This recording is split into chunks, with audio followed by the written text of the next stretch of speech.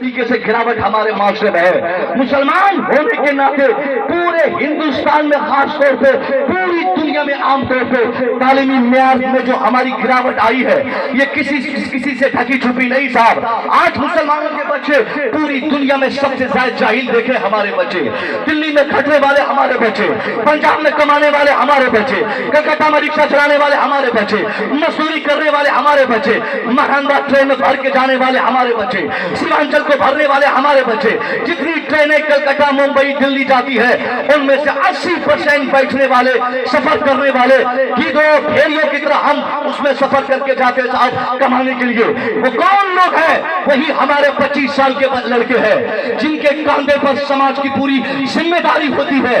वो समाज छोड़कर वो माशरा तैयार देकर उनके घर वाले प्रेशर पे या खुद वो अपनी मर्जी से वो कमाने के लिए दिल्ली जाते। अब मैं कहना चाहूंगा 25 साल का नौजवान जो आज अपनी तालीम को ड्रॉप करके मैट्रिक किया, इंटर न कर सका, इंटर किया वो ग्रेजुएशन न कर सका, ग्रेजुएट बना वो मास्टर डिग्री न ले सका, मास्टर बना कोई काबिल न बन सका। अब उसने अपनी तालीम को ड्रॉप करके दिल्ली जाने को अपने लिए जरूरी समझा, दिल्ली चला गया 10,000 कमाने, मुंबई चला गया 15,000 कमाने। हाँ, कमाना मना नहीं है, कमाने की ममानियत इस्लाम में नहीं है। कमाने के लिए तो इस्लाम बरअंगेज़ा करता ही है, कमाने की तलकीन इस्लाम करता ही है। मगर हमने जिस उम्र में अपनी औलाद को कमाने के लिए दिल्ली भेजा, यही हमारे समाज के लिए सबसे बड़ा घातक साबित हो गया, यही माशरे की तबाही के लिए सबसे बड़ा रीजन साबित हो गया। हमने माशरे को जाहिल छोड़ा, हमने बेटे को जाहिल छोड़ा। अब ऐसा गार्जियन जिसने वक्त से पहले अपने बच्चों की तालीम को जरूरी नहीं समझा और दिल्ली मुंबई कलकत्ता भेज दिया कमाने, वो जान जाए वो सिर्फ बाप नहीं, वो अपने भाई का भाई नहीं, वो किसी बेटे का बाप नहीं, बल्कि भाई बाप होने के साथ साथ वो घोर अपराधी है समाज का, वो सबसे बड़ा जालिम है समाज का, वो सबसे बड़ा अपराधी है समाज का, क्योंकि उसने समाज के मुस्तकबिल, समाज के नौजवानों के मुस्तकबिल को तबाह किया। अब वो अगर चेंजिंग चाहता है, तब्दीली चाहता है, बदलाव चाहता है, तो ये बेटे जो उनके आज 2020 में 24 में 25 में जा रहे हैं, अब 24 में न जाकर वो 30 में दिल्ली जाए, पहले कायदे की तालीम प्राप्त कर ले, पहले कायदे से पढ़ाई कर ले।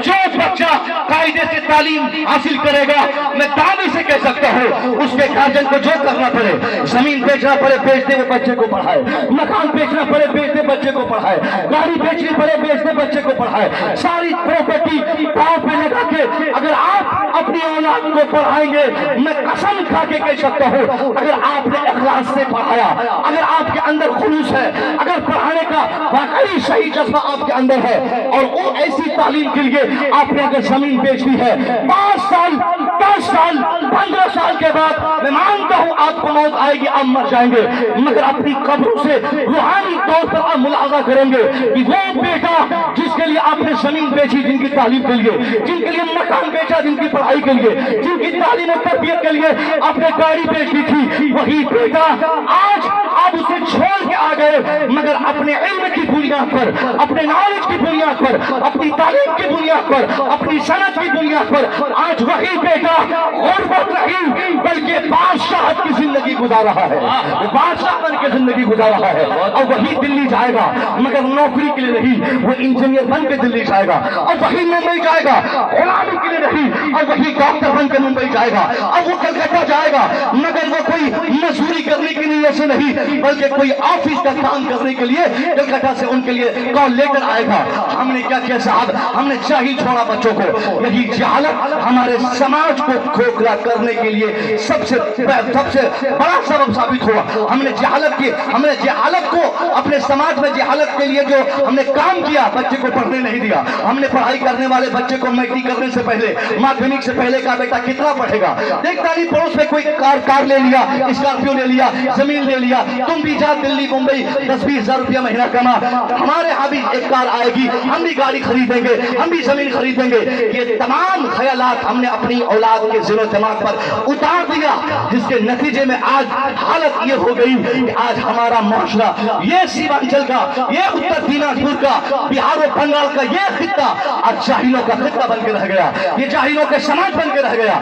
हमारे यहाँ आज 10-15% से ज्यादा तालीम नहीं, बाकी सारे बच्चे जाहिल हो गए। फिर किस बात की तरक्की की उम्मीद आप करते? कौन सी तरक्की की रहे थे, कौन सी तरक्की आपको चाहिए? आपने बच्चों को पढ़ाया नहीं। मैं आज आपको ये नहीं कहूंगा कि साहब आपके बच्चे आलिम क्यों नहीं बने, आपके बेटे मुफ्ती क्यों नहीं बने, क्योंकि आपके बेटे मुफ्ती नहीं बन सकते। जो लोग मुफ्तियों को गलत मानते, गलत समझते, आलिम की इज्जत नहीं करते, उनके बच्चे आलिम तो कतई नहीं बनेंगे। और वैसे भी हमारे माशरे में 75% अब ऐसे हालात हो रहे हैं कि लोग बोलते हैं हजरत मौलवी बनाकर बेटे को क्या करेंगे, मौलवी बनेगा 10,000 5,000 10,000 5,000 इमामत नमाज यही करते रहेगा, फिर इनकी जिंदगी नाकाम होगी। मैं एक मैसेज देना चाहूंगा, अगर आपने अपने तौर तरीके से फैसला किया कि बेटे को आलिम बनाने में घाटा है, नुकसान है, इंजीनियर बनाने में फायदा है, तो मैं आपको कतई आलिम बनाने का पैगाम नहीं दूंगा। आलिम बनाना अल्लाह का काम, अल्लाह जिस पर भलाई का इरादा फरमाता है उसी बच्चे को आलिम दीन बनाता है। अल्लाह जिस पर एहसान फरमाता है वही कौम का मुफ्ती और फकीह बनता है। अल्लाह जिस पर भलाई करना चाहता है वही बच्चे हाफिज कुरान बनते हैं। मैं सवाल आपसे ये करूंगा, आपने सोचा आलिम बनना घाटे का सौदा, आलिम बनाना घाटे का सौदा, मुफ्ती बनाना घाटे का सौदा, हाफिज बनाना घाटे का सौदा, तो आप मैं पूछूंगा आपसे, आज ये नहीं कहूंगा कि क्यों नहीं आलिम बनाया, मगर अगर आलिम बनने में घाटा है तो जिस चीज में फायदा था वो आपके बच्चे क्यों नहीं बनता है? जिस इल्म को फायदे का सौदा समझा, जिस इल्म को हासिल करने के लिए आपने फायदे की दलील दी, अब उस इल्म के हवाले से मैं सवाल करूंगा कि आलिम नहीं बना, कोई कंप्लेंट नहीं, कोई शिकायत नहीं, तो आप बताइए कि आपके बेटे डॉक्टर क्यों नहीं बने, आपके बेटे मुफ्ती नहीं बने, कोई शिकायत नहीं, फिर आपने बेटे को इंजीनियर क्यों नहीं बनाया, आपके बेटे हाफिज नहीं बने, कोई शिकायत नहीं, फिर आपके बेटे प्रोफेसर क्यों नहीं बने? सवाल यही पैदा होता, आपने ना आलिम बनाया, ना आपके बेटे मुफ्ती बने, ना आपके बेटे डॉक्टर बने, ना आपके बेटे हाफिज बने, ना आपके बेटे इंजीनियर बने। मुकम्मल तौर पे आपने जहालत में अपने समाज को तब्दील कर लिया, जिसके नतीजे में कोई आता हमें बचा के चला जाता, कोई आता हमें धमका के चला जाता, कोई आता हमें जलील करके चला जाता, कोई आता हमारे बच्चों की हत्या करके चला जाता, कोई पूछने वाला नहीं। 2 घंटे में कोर्ट में हमारे खिलाफ फैसले हो जाते, 2 घंटे में हमारी मस्जिद की जांच हो जाती, 2 घंटे में 5 लाख से हमारे बच्चों की गिरा दी जाती, कोई आवाज उठाने वाला नहीं। आप किसकी उम्मीद करते हैं साहब? ये हिंदुस्तान है, हिंदुस्तान, यहाँ आपको अपने हुकूक के लिए खुद मैदान में आगे आना होगा।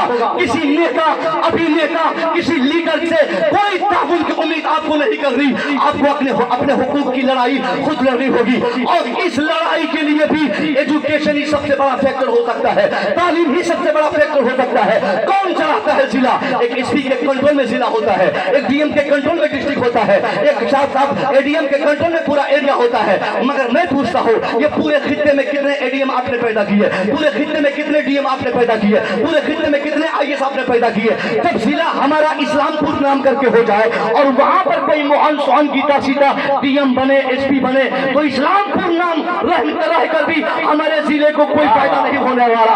अगर हम वाकई सर से पांव तक तब्दीली चाहते हैं तो हमें अपने बेटे को डीएम बनाना होगा, अपने बेटे को एसपी बनाना होगा, हमें अपने बेटे को जज बनाना होगा। क्योंकि चाहे जिला रामपुर क्यों ना हो, जिला चाहे कोई और नाम से क्यों ना हो, जब मेरा बेटा कुरान पढ़ने वाला, कुरान याद करने वाला, कुरान का हाफिज होगा और वही आगे चल के डीएम बनेगा, खुदा की कसम फिर मुसलमानों के तहफ्फुज़ के लिए ज्यादा चीखने की जरूरत नहीं पड़ेगी। यही सबसे बड़ी कमी है, हम भीख मांगते उनसे इंसाफ की जहां हमारे बच्चे नहीं, हम उस समाज से भीख मांगते इंसाफ की जहां हमारी आवाज उठाने वाले, हमारी वकालत करने वाले कोई दूर दूर तक नजर नहीं आते। कितने दिन तक आप अपने दुश्मनों से वकालत की फीस भरेंगे और उनसे वकालत की दरखास्त करेंगे?